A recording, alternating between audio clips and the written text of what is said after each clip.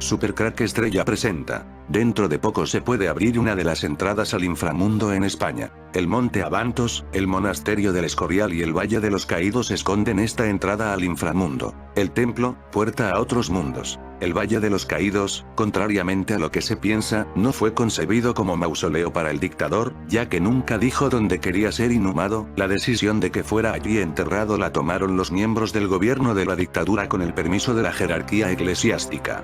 No en vano, las obras para acondicionar la tumba se realizaron a toda prisa antes de su muerte, para lo que tuvieron que desviarse parte de los conductos subterráneos de drenaje de la nave central.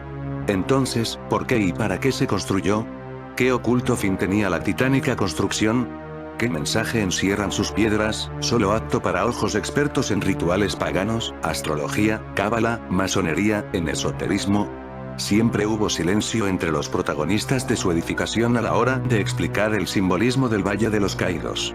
Pero lo cierto es que sus elementos arquitectónicos obedecen a concepciones simbólicas y mágicas. En su aspecto esotérico, números relacionados con ritos católicos, como el tramo de 15 pasos, relacionado con los 15 misterios del rosario, los tramos de 10, con los mandamientos o los tetramorfos y 4 virtudes cardinales de la cruz. Y en su aspecto esotérico, con numerología, astrología y masonería. Todo ello unido a su ubicación y diseño, sumergiéndose en una montaña mágico-sagrada, atravesando la roca viva, y una cruz alzándose al cielo, con el mismo sentido que tenían los cruceiros gallegos en los cruces de camino, virtual puerta entre el mundo de los vivos y el mundo de los muertos. El Valle de los Caídos es un auténtico misterio, y lo único cierto es que los secretos se los llevó a la tumba su creador.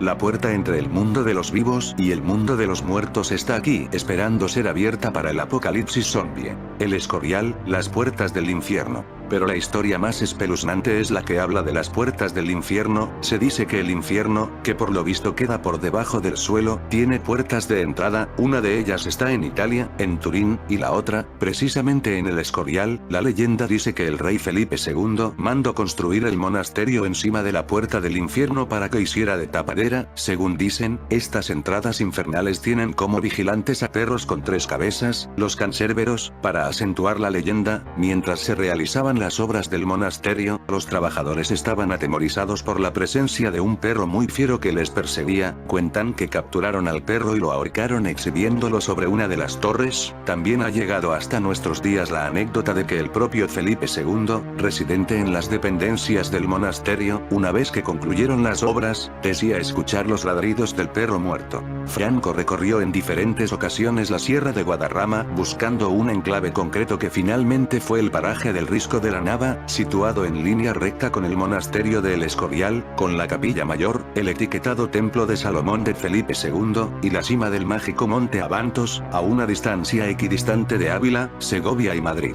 En la Sierra de Madrid, España, existe un lugar encantado en numerosos relatos sobre apariciones y sucesos de índole paranormal. Estamos hablando del Monte Abantos. Cuando se dice que un lugar está encantado, es porque en él han ocurrido sucesos paranormales de muy difícil explicación, como por ejemplo apariciones, voces, puertas que se abren solas y se cierran, cambios de temperatura bruscos de una habitación a otra, etc.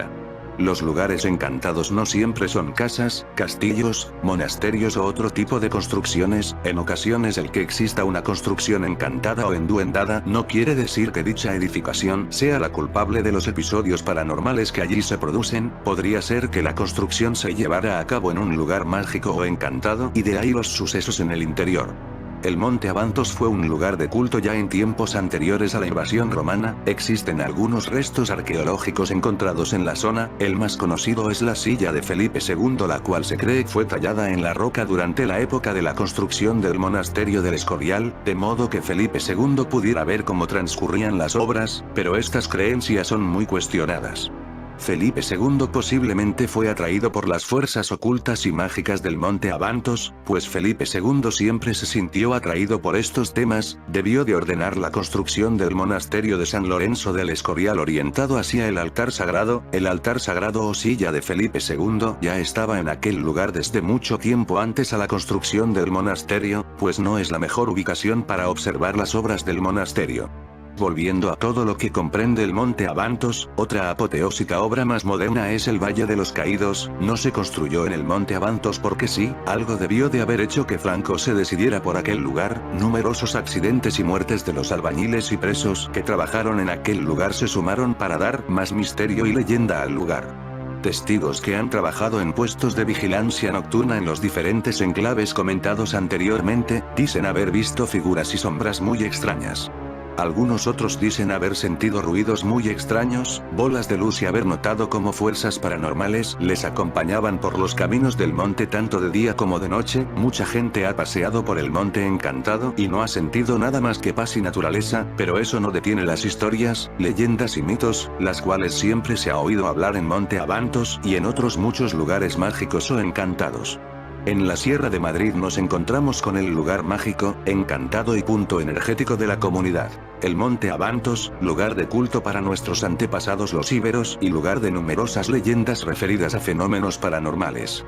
En el cual y no por casualidad Felipe II en 1562 fijó el emplazamiento del monasterio de El Escorial, que se terminó de construir colocándose la última piedra en 1584, según proyectos de Juan Bautista de Toledo y Juan de Herrera.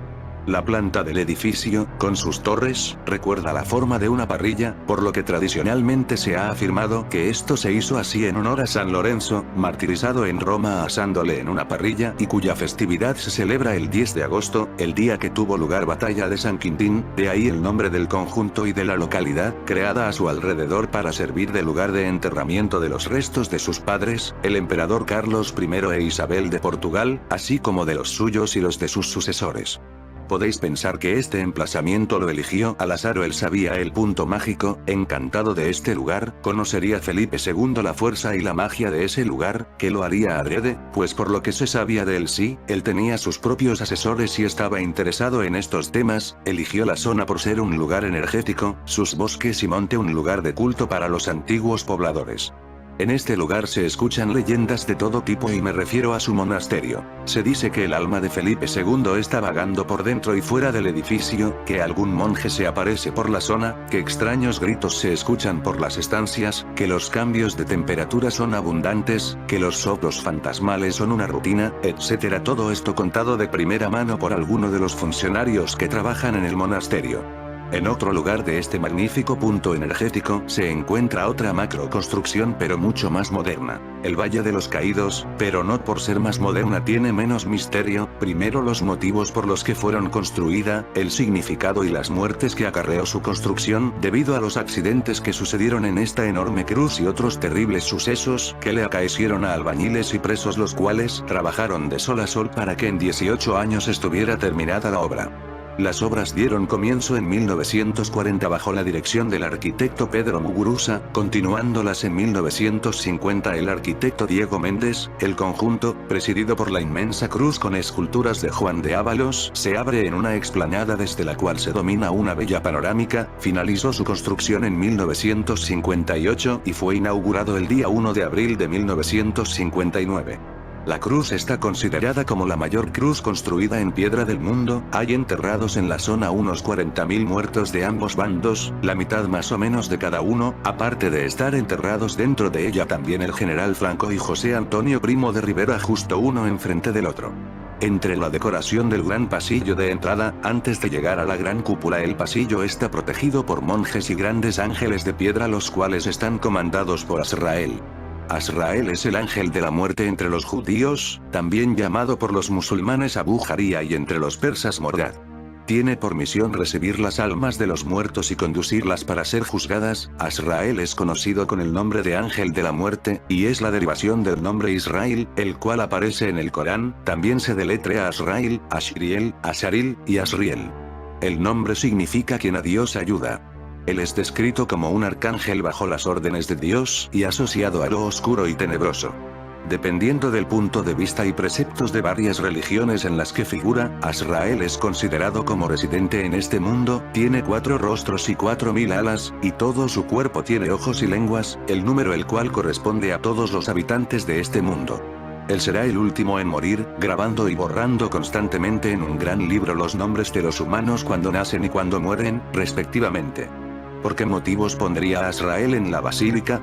Después de pagar la entrada y pasar por el control de la Guardia Civil, procedimos a llegar a la zona de la basílica y aparcar el coche justo abajo, empezamos a subir las escaleras y allí se podía ya admirar la esplendorosa cruz y la gran basílica construida en la piedra. Al subir nos encontramos con un conocido mío del cual no puedo dar el nombre por expreso deseo de mantenerse en el anonimato.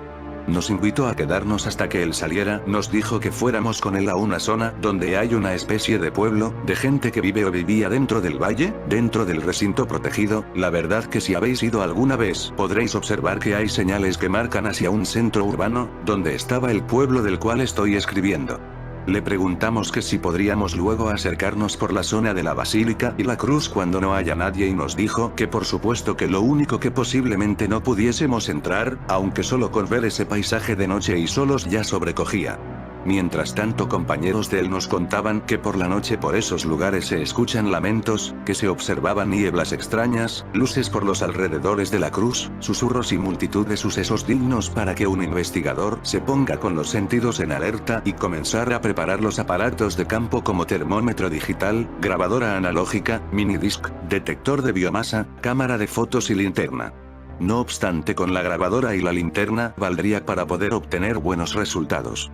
Nosotros ese día nada más subir las escarpadas escaleras hacia la basílica, que fue lo primero que visitamos, y llegar a la enorme plaza presidiéndonos la cruz y, como no, bajo los influjos del mágico monte Avantos, cogimos nuestra lista y dejamos la grabadora en medio de la plaza, y comprobando los posibles sonidos y apuntándolos, comenzamos con el listado de preguntas. Según realizábamos las preguntas el aire comenzaba a tener más fuerza, se calmaba, al realizar otra pregunta el aire comenzó a soplar, el tiempo nos cambió de una forma brutal, y comenzó a llover, recogimos los equipos como pudimos y nos dimos una gran carrera hacia los soportales al lado de la puerta de la basílica que, como sabéis, está construida en la piedra. A pesar de que nos cambió el tiempo al comenzar el experimento, nos tuvimos que quedar allí porque al ser de noche y no habiendo luces no pudimos bajar durante casi 2 horas, las cuales los fenómenos y la sugestión nos jugaron varias pasadas, la lluvia parecían murmullos, los chasquidos lamentos, y extrañas nieblas brotaban de los campos. La elección del Escorial tuvo que ver con que años antes del inicio de su construcción, en 1563, Madrid se había establecido como capital del reino, 1554, y con la climatología de la sierra, con temperaturas frescas en verano.